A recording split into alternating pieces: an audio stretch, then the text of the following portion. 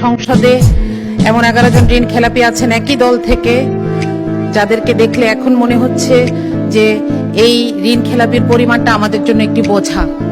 আমি যদি আপনাকে সংখ্যাটি বলি, এই বাজেটে ঋণ খেলাপির আমাদের মোট পরিমাণ 6,44,000 কোটি এবং করের পরিমাণ 6,95,000 কোটি। মাঝে মধ্যে মনে হয় যে এই বছরটা যদি আমরা এই ঋণগুলো ফেরত পেতাম, আমরা অন্তত একটা বছর করবিহীন জীবনযাপন করতে পারতাম। মাননীয় স্পিকার, এই ঋণের এই যে রাজস্ব আদায়ের লক্ষ্য, এটা আদায়ে এনবিআর 30 বার ব্যর্থ হয়েছে। তারপরও আমরা এবার একটি অবাস্তব প্ল্যান এনবিআর এর উপর চাপিয়ে দিয়েছি, যেটার কোনো ইনফ্রাস্ট্রাকচার এনবিআর এর নাই।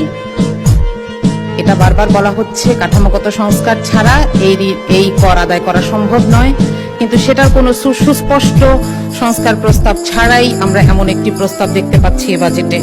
আমরা জানি না যে সরকারের হাতে কোন আলাদিনের চেরাগ আছে। মাননীয় স্পিকার, আমাদের বাজেটের স্লোগানে আছে অর্থনৈতিক গণতন্ত্রায়ন। আমি জানি না যে এই কারণেই কিনা বাংলাদেশের সবচাইতে বড় ব্যাংকটিকে এবং সবচাইতে বিখ্যাত সেবামূলক হাসপাতালটিকে খুব দুঃখজনকভাবে একটি বিপর্যয়ের শিকার হতে হচ্ছে। এর কারণ হচ্ছে রাজনৈতিক কুধারণা। আমি বলবো এটি রাজনৈতিক কুধারণা, কারণ এগুলোকে আর্থিক প্রতিষ্ঠান হিসেবে না দেখে সরকার বিরোধী দলের প্রতিষ্ঠান হিসেবে দেখছে, যেটি সুস্পষ্ট অসত্য। মাননীয় স্পিকার, গতকাল আমি একটি ফোন কল পেয়েছি। একজন মা আমাকে ফোন করেছেন। উনি সম্ভবত কোথাও থেকে আমার নাম্বার পেয়েছেন। উনি কাঁদছিলেন। উনি বেসরকারি চাকরি করেন। তিনি বলছিলেন যে আপা, আপনি সংসদে একটু বলবেন যে প্রধানমন্ত্রীকে আমরাও ভোট দিয়েছি, কিন্তু আমাদের জন্য তো কোনো নির্দেশনা নাই। আমি নিজেও এখানে আসার আগে একটি বেসরকারি চাকরিতে ছিলাম। আমরা জানি কি অমানবিক আচরণ এই বেসরকারি চাকুরিদের সাথে করা হয়। তাদের জন্য এখানে কোনো নির্দেশনা নাই। আমি আশা করব যে সরকারি পে স্কেলের পাশাপাশি বেসরকারি পে স্কেলের ব্যাপারেও কিছু নির্দেশনা আসুক। এটার অভাবেই সরকারি চাকরিতে চান্স পাওয়ার জন্য এই ঘুষ বাণিজ্য, নিয়োগ বাণিজ্য হয়ে থাকে। মাননীয় স্পিকার, আমরা এখানে একটি দুঃখজনক কথা বলতে চাই। সেটা হচ্ছে আমাদের প্রধানমন্ত্রী, আমাদের সবার প্রধানমন্ত্রী, বাংলাদেশের প্রধানমন্ত্রী, তিনি যখন একটি এআই জেনারেটেড ছবি দিয়ে একটি বিবৃতি দেন, তখন আমরা জাতি হিসেবে বিব্রত হই। আমি আপনাকে অনুরোধ করব, আপনার মাধ্যমে প্রধানমন্ত্রীকে অনুরোধ করব এই ব্যাপারে তাকে যারা ইনফরমেশন দেন তাদের সাথে এই ব্যাপারটি ক্লিয়ার করে নেওয়ার জন্য। মাননীয় স্পিকার, আমি একটু শিক্ষা বাজেট নিয়ে বলতে চাই। আমি একজন শিক্ষক, সেই জায়গা থেকে আমি একটু শিক্ষা বাজেটের ব্যাপারে কথা বলতে চাই।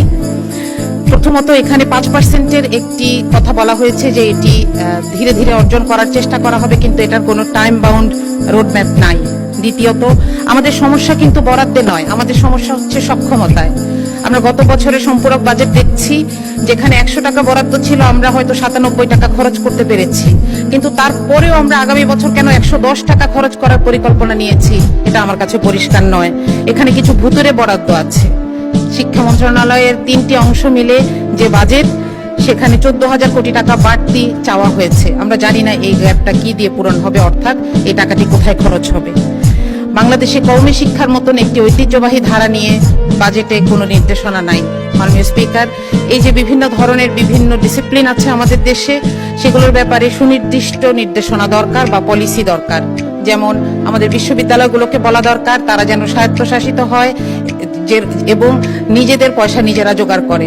এটা কোত্থেকে জোগাড় করবে? তাদের গবেষণার মাধ্যমে, মানুষের সমস্যা সমাধানের মাধ্যমে জোগাড় করে, যেভাবে সারা পৃথিবীর বড় বড় ভার্সিটিগুলো চলছে। আমাদের যদি এখানে আমরা বলি যে আলিয়া মাদ্রাসাকে বলি যে আপনারা মান উন্নয়ন করেন, আমরা আপনাদেরকে এমপিও ভুক্ত শিক্ষা প্রতিষ্ঠানগুলোর সমান পয়সা দিব। আমরা যদি বলি যে জাতীয় বিশ্ববিদ্যালয়কে বলি আপনারা এমপ্লয়মেন্ট তৈরি করেন, আপনাদেরকে আমরা ভর্তুকি দিব কিংবা আপনাদেরকে আমরা বরাদ্দ দিব। এভাবে তাদের সামনে সুনির্দিষ্ট লক্ষ্য ঠিক করে দেওয়া প্রয়োজন। মাননীয় স্পিকার, সুতরাং এইখানে শিক্ষা বাজেটে বিশেষ করে আমাদের আরো বেশি স্পেসিফিক এবং বিস্তারিত বাজেটের নির্দেশনা প্রয়োজন। সবশেষে